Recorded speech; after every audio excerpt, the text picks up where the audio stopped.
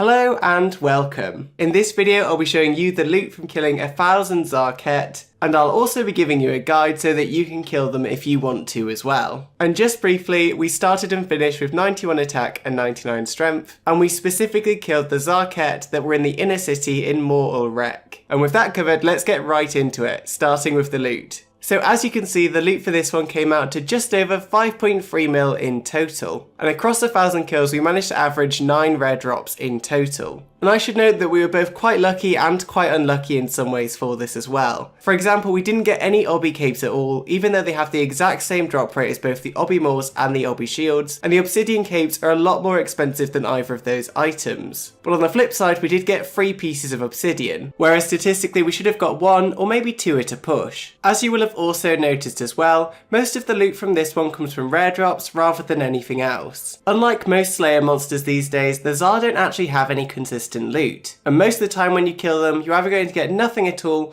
or a bit of useless tockle, which makes these a decent monster to camp overall, but a pretty bad monster to camp for a short period of time only unless you get really lucky. In terms of the stats, it took us 9 hours in total to get 1000 Tzhaar kills, and keep in mind this was using piety as well, but not on a Slayer task. So it is definitely possible to kill them quicker than this under specific circumstances. In terms of experience, we managed to get 800k melee experience overall, which means we got just under 90k melee experience per hour. Considering how AFK and easy these are to do, that's actually a really good rate to be getting. And actually I think this is a pretty underrated training spot. Keep in mind that because these monsters are in multi-combat and because you're already praying against them anyway, you can actually hit multiple ones at once, stack them, and then just go totally AFK for a few minutes at a time. So even by Slayer standards, these are a very AFK monster to kill. And our supply cost for this one was 1.7 mil, which means we spent around 200k in supplies per hour. Given we're using piety as well, in my opinion that supply cost isn't too high, especially when you consider the fact that you'll still make a profit either way, and you'll be getting a very good melee experience rate to boot. Although for those of you who are more frugal or who want your prayer points to drain even slower so you can be even more AFK, you could cut out piety, which would cut down the supply cost by a lot. But that would be at the cost of less kills per hour, less experience per hour, and probably less profit overall as well. And finally, our actual profit for this one was 3.64 mil, which means we averaged around 400k per hour. Now it should be noted that's not insane for a PVM method, and it's actually on the lower side for a Slayer monster as well. So the real reason why you do these isn't for the profit, it would be for the experience rates and for how easy it is to do. Overall, I'd say that these were a lot better than I thought they'd be, and they actually have real potential as a training method, so I do think you should give them a try. And on that note, let's get into the guide on how to kill these well. For the requirements, you're going to need a fire cape to access Mor Ul Rek. And I should note that you can kill Tzhaar Ket outside of Mor Ul Rek in the normal Tzhaar area, but they don't actually drop any obsidian unless you're specifically in the inner city, so it's not really worth doing. In terms of stats, I would recommend having 80 plus in your melee combat stats before you do this, because they do have quite high defenses and you are going to need high stats in order to get through them. I should note that it is also possible to use ranged here, but I don't recommend using it, because it's either going to be a lot slower than melee,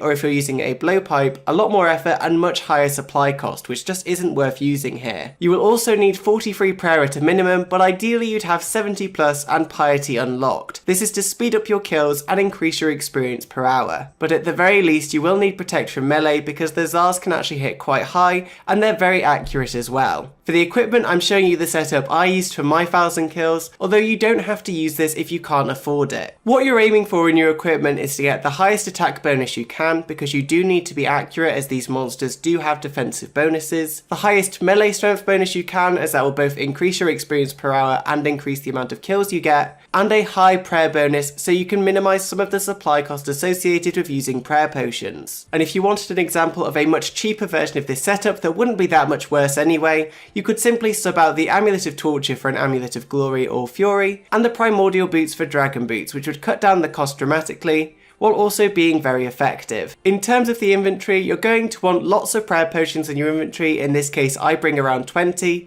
although keep in mind that a bank is very close nearby, so you don't need to worry about banking too much. I also recommend bringing around 2 super combat sets, which I found was a good enough amount for the amount of prayer potions I brought with me. You can also optionally bring a Holy Wrench with you just to make the prayer potions last a little bit longer, and a Saradomin Godsword if you can afford it, which will again reduce your supply cost by a small amount, although that's optional given it's a very expensive item. I would also recommend bringing a one-click telly just in case, and if this is your first time here then I do recommend bringing a Drayman or Lunar staff just so you can actually get to the area quickly. Although obviously if you're already in Mor Ul Rek then you can simply run to the bank and bank that before you start your trip. And for your protection prayers, at the very least you're going to need protection from melee. Although ideally, as I have here, you'd also have piety on and preserve on to make your potions last a bit longer. As for getting there, the simplest way is to simply go to the nearest fairy ring to you and type in code BLP. This will take you directly into the Tzhaar city, right next to the entrance to Mor Ul Rek. Although if you don't have this unlocked,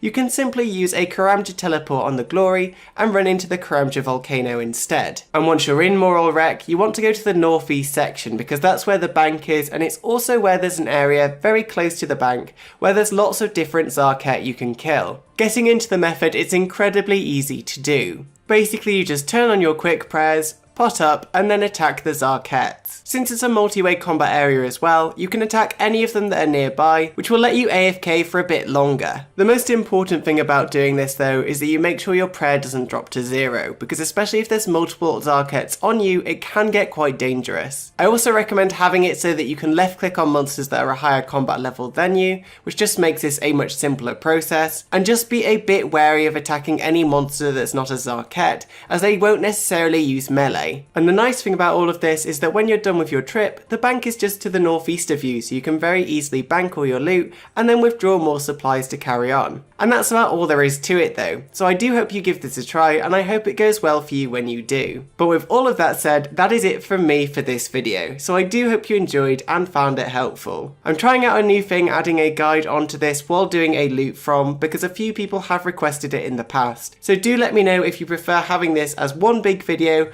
or if you'd rather I split the guide apart into a separate topic. But anyway though, that's it from me, so I hope you're all having a wonderful day as always, and I'll see you all next time. Bye guys!